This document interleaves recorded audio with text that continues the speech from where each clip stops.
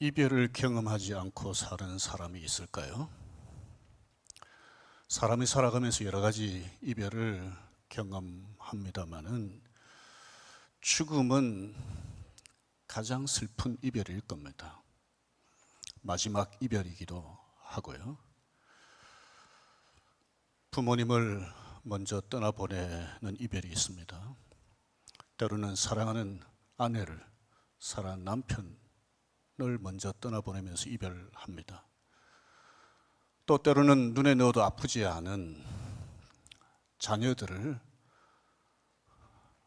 떠나보내는 그런 정말 마음 아픈 이별이 있죠. 형제자매와 이별을 하고 친구들과도 죽음으로 이별을 하고 성도들과도 죽음으로 이별합니다. 제가 이 교회에서 봉사하면서 참 적지 않은 성도들과 이별을 하는 날을 보냈습니다. 여러분들도 그러실 겁니다. 참 이별은 참 슬픕니다. 죽음에는 순서가 없죠.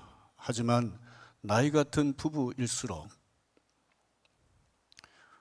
죽음으로 이별하게 될 것에 대해서 생각하고 또 때론 얘기합니다. 이런 얘기도 하죠. 두 사람이 먼저 죽는다면 누가 먼저 두 사람 중에 누가 먼저 죽는다면 누가 먼저 죽는 게 나을까? 집사람은 자기가 먼저 죽으면 남아서 제가 살아가는데 힘이 많이 들 거다. 그게 걱정이 된다고 그랬어요. 그러니까 제가 먼저 죽는 게 낫다는 말이죠.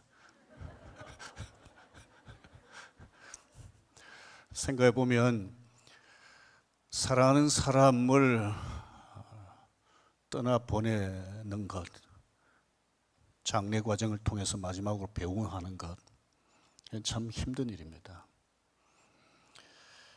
그리스도인들이라도 이 죽음으로 이별하는 것을 피할 수가 없습니다.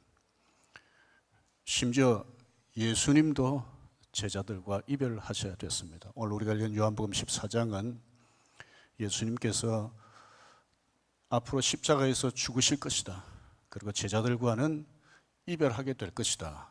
라고 예고하신 뒤에 하신 말씀입니다. 예수님이 자신들을 떠나신다. 예수님과 이별하게 된다라고 하는 생각을 하면서 제자들은 근심하고 불안해하고 두려워했습니다. 예수님은 십자가에 못 박혀 죽으시게 되는데 예수님을 십자가에 못 박은 사람들이 제자들을 가만히 두겠습니까? 불안해하고 두려워하는 제자들에게 예수님께서 말씀하셨습니다. 16절입니다. 내가 아버지께 구하겠으니 그가 또 다른 보혜사를 너희에게 주사 영원토록 너희와 함께 있게 하시리니. 여기 보혜사를 보내서 제자들과 함께 있게 하겠다 이렇게 말씀하셨는데, 보혜사란 말의 뜻이 무엇인지 한번 보십시다. 변호사, 위로자, 상담자, 돕는 자 이런 뜻입니다. 보혜사를 보낸다고 그러지 않고 또 다른 보혜사입니다. 보혜사가 또 있다는 거죠. 무슨 말입니까? 예수님도 보혜사셨다는 거죠. 3년 동안 보혜사로서 제자들과 함께 하시면서 제자들을 도와주셨다는 것이죠.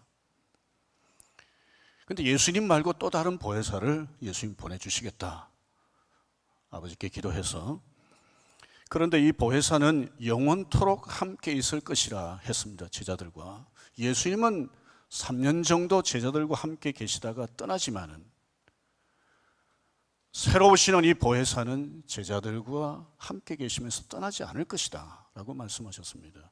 예수님은 몸을 가지셨으니까 이 세상 떠나시는 날 더 이상 함께 하실 수가 없지만 새로 오시는 이 또 다른 보혜사는 몸을 가지지 않는 영이시기 때문에 제자들과 함께 계실 수 있다는 점을 강조한 표현입니다. 18절 말씀을 보십시오. 내가 너희를 고아와 같이 버려두지 아니하고 너희에게로 오리라고 하셨습니다. 예수님이 또 다른 보혜사를 보내주시겠다고 하면서 여기서는 내가, 즉 예수님이 너희에게로 오겠다는 거죠. 이게 무슨 말일까요? 5가지를 한번 봅시다. 예수님의 오심부터 해서 성령님의 오심은 다 연결되어 있습니다. 이게 한 묶음이에요. 예수님께서 부활하신 후 성천하셨습니다. 성천하신 후 약 열흘쯤에 성령님이 오셨습니다. 오순절에. 오순절에 오신 이 성령님은 예수님이 다시 오시겠다고 말씀하셨잖아요. 예수님이 영으로 오신 겁니다. 오순절 이전에도 분명히 성령님이 계셨어요. 구약 성도들도 성령을 받았고 제자들도 성령을 받았고 예수님 때문에 예수 믿은 사람들도 성령이 있었습니다. 그런데 이 오순절에 오신 이 성령님은 이전의 성령님과 어떻게 다를까? 대개 이렇게 설명합니다.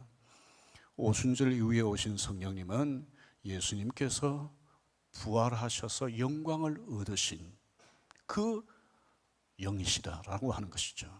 그래서 이 성령님은 부활하신, 그래서 영광을 얻으신 예수 그리스도의 영이요 하나님의 영이십니다. 이 부활하신 예수 그리스도의 영을 또 다른 보혜사라, 이렇게 예수님이 말씀하셨습니다.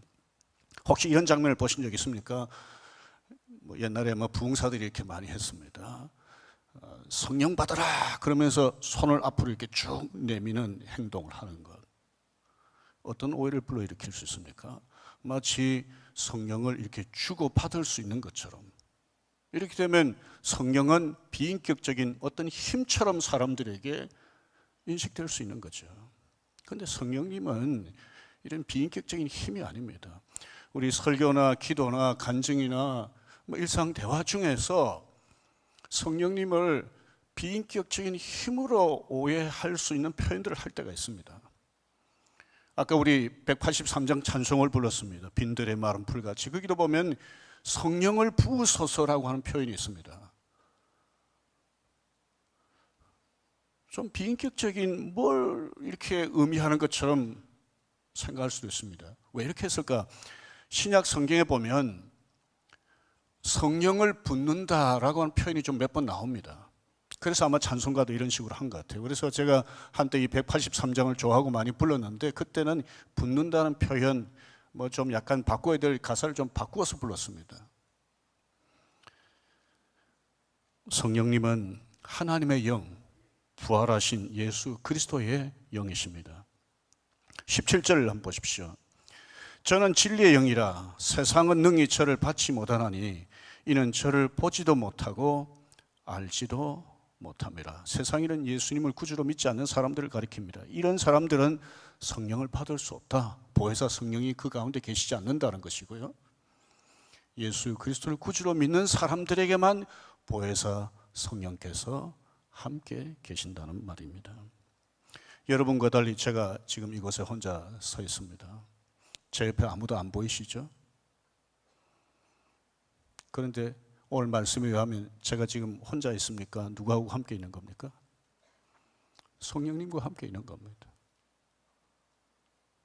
성령께서 제 속에 계십니다. 여러분들도 지금 가족이나 성도들과 함께 앉아 계십니다. 육신의 눈으로는 그냥 사람만 보입니다. 하지만 오늘 말씀에 의하면 여러분들은 누구와 함께 계시는 겁니까? 성령님이 여러분 속에 계시기 때문에 성령님과 함께 이 자리에 있는 겁니다. 가정에서 혹은 사무실에서 유튜브를 통해 예배를 드리시는 분들 있을 겁니다. 그분들은 이 방에 나 혼자밖에 없다라고 생각할지 모르겠습니다. 하지만 눈에 보이진 않으나 그곳에도 그 사람과 함께 누가 계십니까? 성령님이 계십니다. 보혜사 성령께서 함께 하십니다. 어떤 분들은 지금 자동차 안에 있을 것이고요. 어떤 사람들은 들이나 산에 있을 수 있습니다. 혼자 있다고 생각할지 모르겠습니다. 혼자가 아닙니다. 보혜사 성령께서 그 속에 함께 계십니다. 우리가 육신의 눈으로는 함께 계시는 보혜사 성령을 볼 수 없지만 믿음의 눈으로 볼 수 있어야 합니다. 확신해야 합니다. 우리는 내 옆에 사람이 누가 있든지 간에 그 사람만 있는 게 아니라 내 속에는 성령님이 계시고 그 사람 속에도 예수 믿는 사람이라면 성령이 계신다, 이 생각을 해야 합니다. 오늘 저와 여러분들은 확신하셔야 됩니다. 나는 혼자가 아니다. 누구하고 함께 있다고요? 보혜사 성령님과 함께 있다. 나를 고아와 같이 버려두지 아니하시고 늘 나와 함께 계신다, 이 확신을 하고 살아가는 저와 여러분들이 되었으면 합니다. 성령님이 나와 함께 하신다면 나 자신을 어떻게 평가해야 될까요? 바울은 고린도후서 4장에 이렇게 표현했습니다. 우리가 깨어지기 보잘것없는 질그릇 같지만 그 속에 보배가 있다 그랬습니다. 보혜사 성령님은 이 세상의 어떤 것하고도 비교할 수 없는 보배이십니다.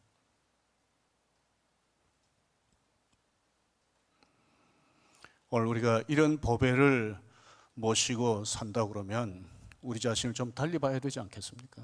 나 자신의 외모로, 나 자신의 아는 것으로, 나 자신의 소유로, 나 자신의 사회적 지위로, 혹은 나 자신의 하는 일로 우리 자신을 평가하지 말아야 됩니다. 내 속에 보배이신, 이 세상에 무엇과도 비교할 수 없을 정도로 존귀한 보혜사 성령께서 함께 계시기 때문입니다. 다른 사람을 볼 때도 마찬가지입니다. 그 사람의 외모를 가지고, 그 사람의 아는 것, 그 사람의 소유, 그 사람의 하는 일, 그 사람의 사회적 지위를 가지고 그 사람을 쉽게 평가하면 안 됩니다. 만약 우리 그리스도인들이 그렇게 한다면 그 사람과 함께 하고 계시는 성령님을 정말 무시하는 겁니다.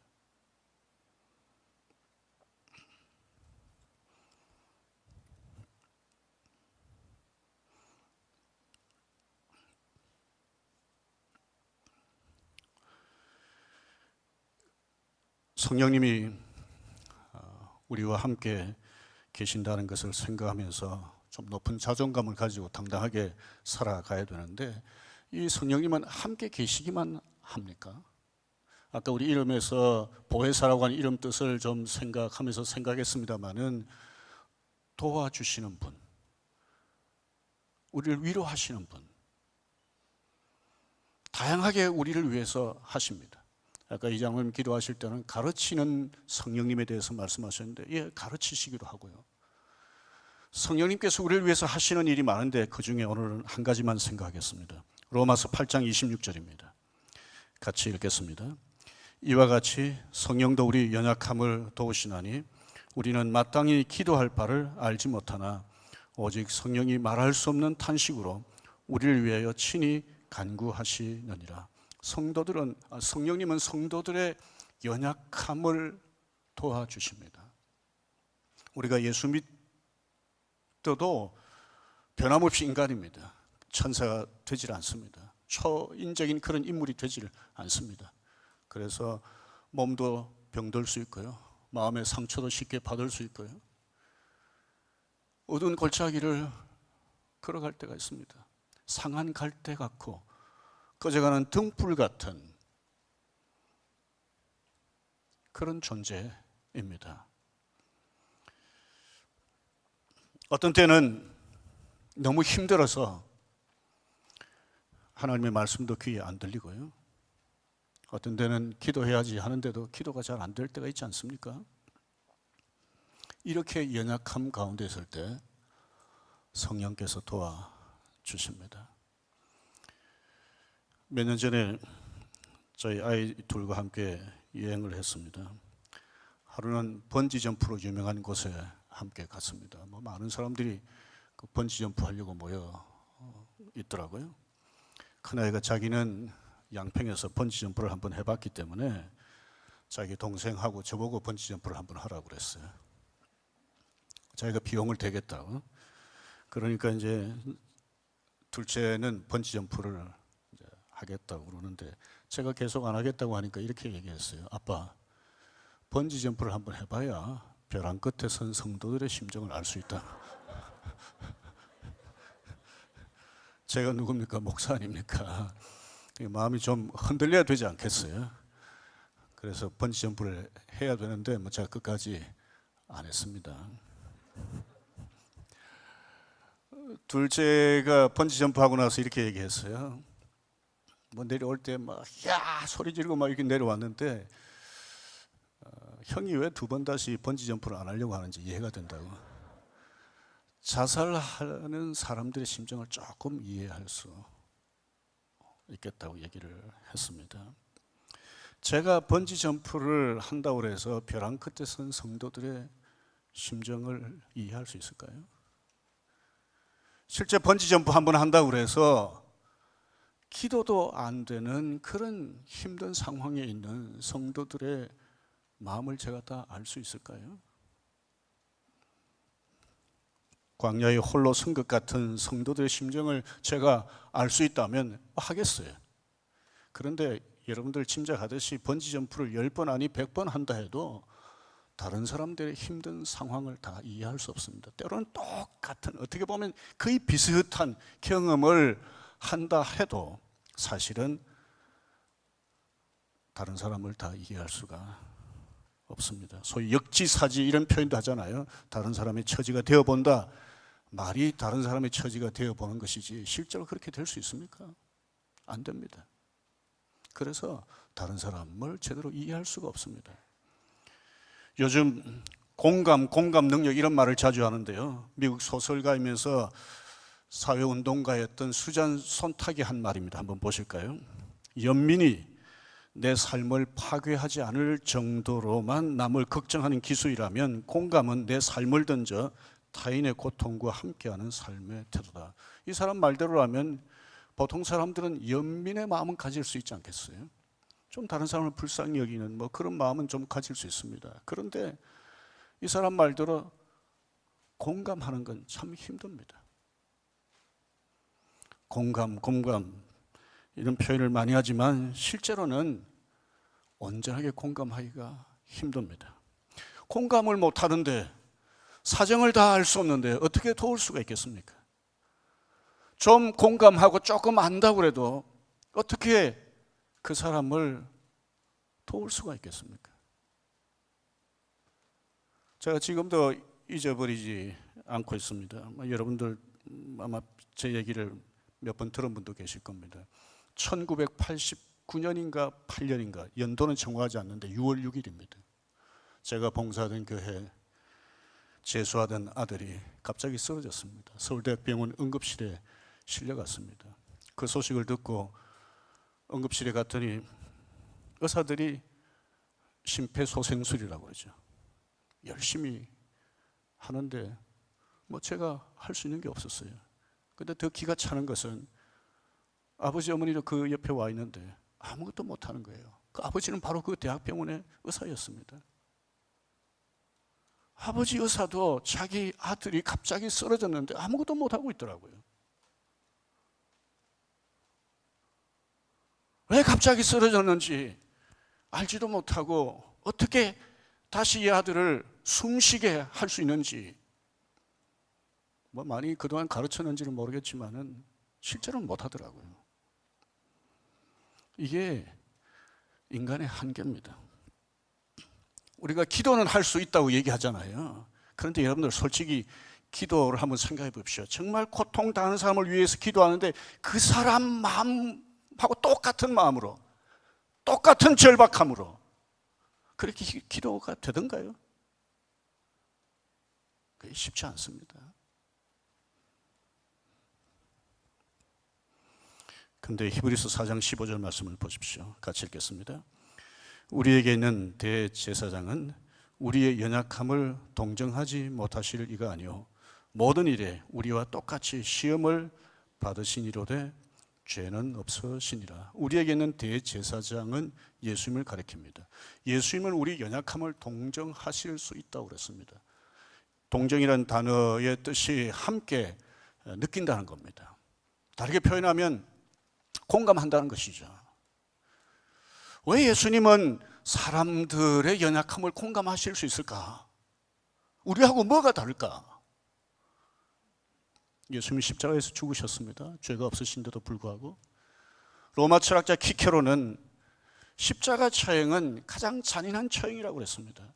인간이 인간에게 할 수 없는 잔인한 것이라고 그랬습니다. 예수님께서 이런 잔인한 방법으로 십자가에서 처형당하셨습니다. 이런 예수님이시기에 인간이 당하는 고통에 공감하실 수 있다는 거죠. 다른 사람은 몰라도 예수님은 공감하실 수 있다는 겁니다.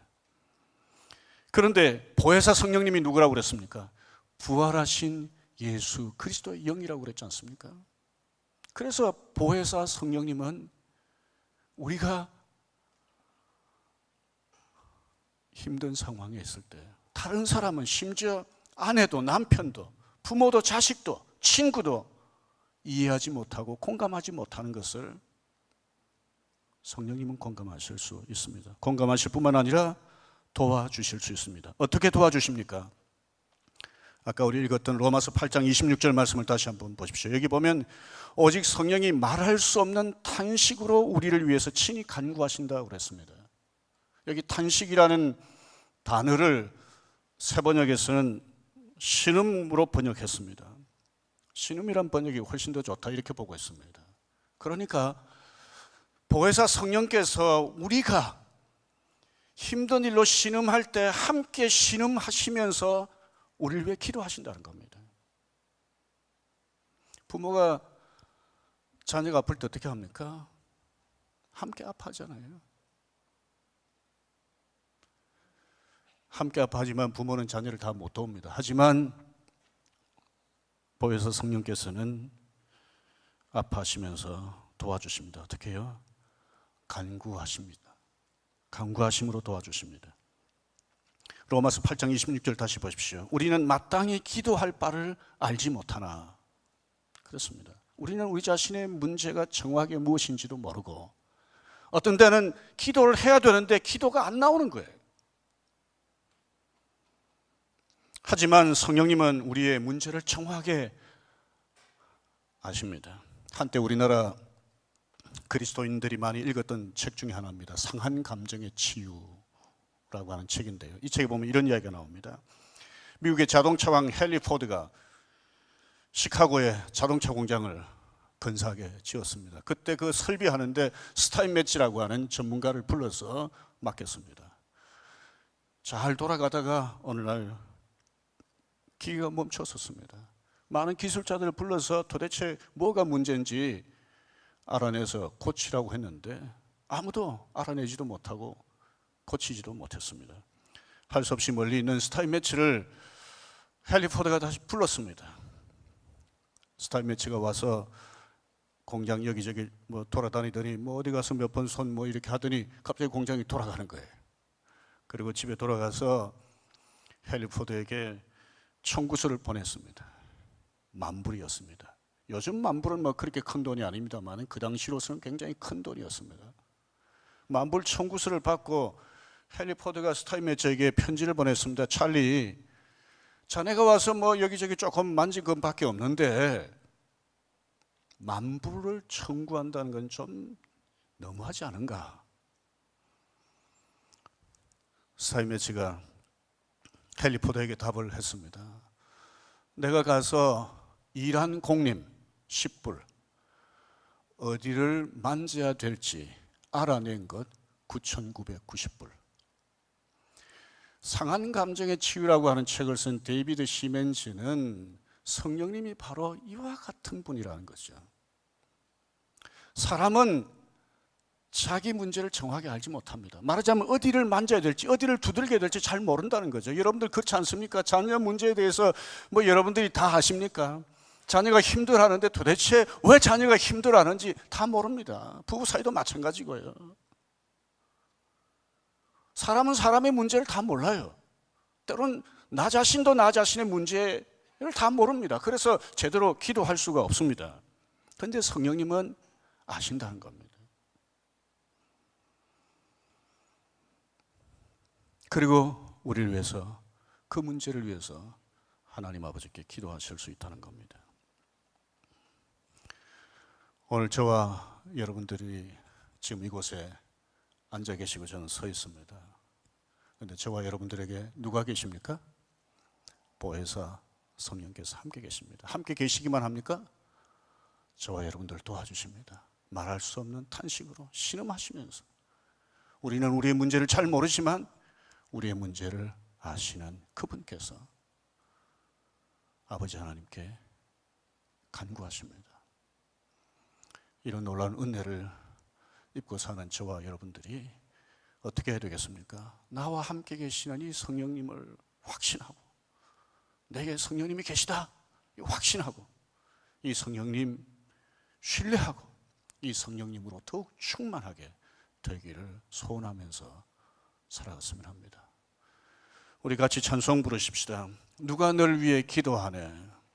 여기 누군가라고 할 때 여러분들 로마서 8장 26절을 생각하면서 이분이 이 가사를 만들지 않았을까, 저 개인적으로는 짐작을 합니다.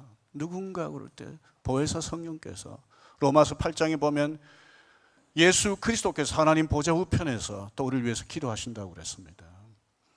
그래서 보혜사 성령께서 우리를 위해 기도하신다, 이 생각하면서 함께 찬송하겠습니다.